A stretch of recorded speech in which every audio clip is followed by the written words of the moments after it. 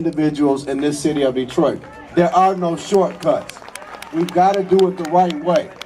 Because when you take shortcuts and you lump everybody into the same category and you start to profile people based on the way they dress, then we got a problem. Because you see me off duty when I got my Tim's on. You see me off duty in my true religion. If I go in the wrong neighborhood, then I could be Trayvon Martin. You will make some mistakes along the way, absolutely. But you don't throw the baby out with the bathwater. These are my brothers, these are my sisters, and together we will walk the streets of Detroit. We will knock on every door we need to knock on, and we will make sure that people understand that this is one united community. Now, I need everybody in this crowd to repeat after me. I am Trayvon. I am Trayvon. I am Trayvon. I am Trayvon. Hoodies up. Love y'all. The reporters will say a few hundred people gathered at Hart Plaza. Just so you know. The Stand Your Ground law, Bertram Marks, the attorney, the general legal counsel for the Council of Black Pastors. Bertram. At what has happened. As a black man who's also an attorney, I cannot fathom one legal reason why this killer was not brought to justice. It defies all logic. It defies all common sense. It defies the very law that those who are derelict in their duties in Florida, the very law they invoke, the actions of Mr. Zimmerman are contrary to that law. Let me break it down just a little bit. We're gonna go to law school here today.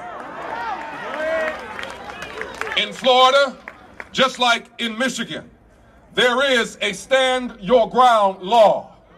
My young brothers and sisters, the reason we keep telling you to vote is not because it sounds good. We keep telling you to vote because you have to understand the laws that are impacting you every day.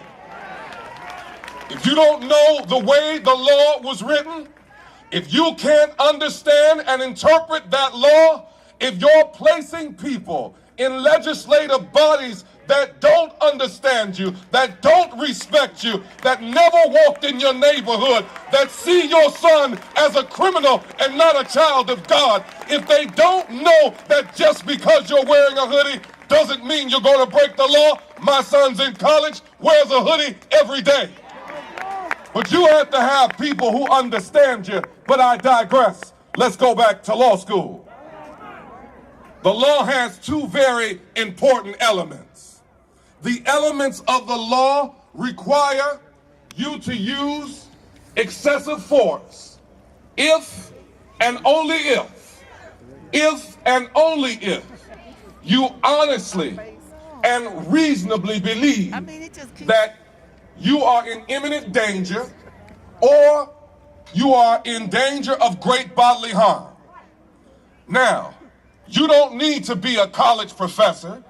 You don't need to even have a high school. In fact, one of my 6 or 7-year-old nephews can tell you that if somebody is running away from you, there is no way you could be in imminent danger or harm.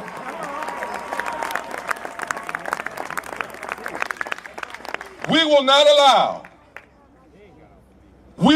allow the powers that be to take a bucket of water and pour it over our heads and tell us it's raining. Today, we reclaim our identity. Today, we reclaim our knowledge of the law. You've all been to law school just now. Didn't take you very long, but I can tell you, you all got a 4.0. We won't rest until we get justice for Trayvon Martin. Let's be proud of them. Everybody that has stood up for this young brother, let's be proud. And I echo the sentiments as I close of everybody else who has said today and who will say today that let this be the wake-up call that we need to stem the tide of violence in our own neighborhood. It doesn't have to be either or. We're speaking up and out against violence in any form. And it doesn't matter whether you're Zimmerman from Florida or Johnson from Detroit. If you murder an innocent, then you must be held accountable. God bless you.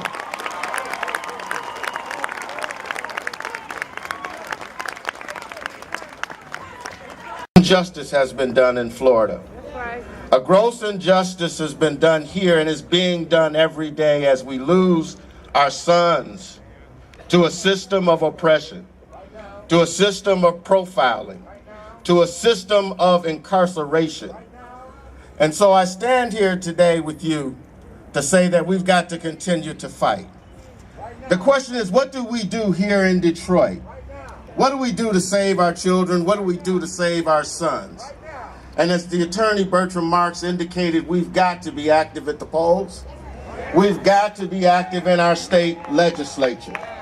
It makes absolutely no sense to cut the safety net out from under poor families who are trying to raise their children. It makes absolutely no sense for us to allow ourselves to be subjected to these get tough policies that result in a disinvestment in our children. Now, as I stand here, I say to you that as we approach this issue, we need to do it with balance. Because the victims of violence need protection. When there's a death as the result of violence, we actually lose two lives. We lose the life of the victim, and we lose the life of the perpetrator. And so as we approach this problem, we need to make sure that we have the kind of strong system that embraces and corrects and addresses the issues that we face toward reducing the violence in our community. My prayers are out to all families who have lost children to violence, and I stand with you. Thank you very much. There you go. You're learning a lot today. Connecting the tragedies. Please welcome the Reverend Wendell Anthony, Pastor Fellowship Chapel, President of Detroit NAACP. Thank you, Mason. Has been around the world. It is an international issue because all of us who believe in justice believe that this is the kind of spark and injustice that brings people together regardless of who they are. One cannot look at what happened in Florida and not be concerned about injustice.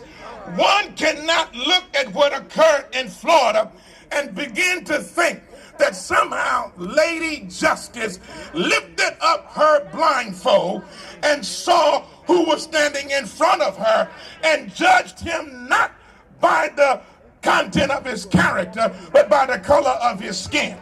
And so we must be very clear as we came together as UAW, Labor, as we came together as NAACP, as we came together as DABO, as we came together as LACED, as we come together as the Arab Civil Rights League, as we come together as Detroit 300, as we come together as the National Action Network, as we come together as Rainbow Push, as we come together as the police department is our city, as we come together as Detroit Council of Baptist Pastors, as we come together with young people, old people. Obama, before he became president, was not wearing a hood.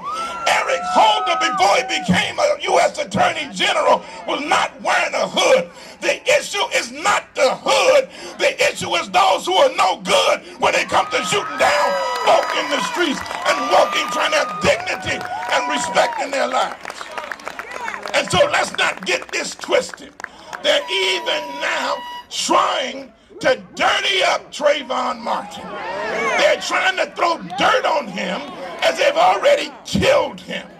They're saying that he somehow had marijuana in his system. He somehow was using some kind of substance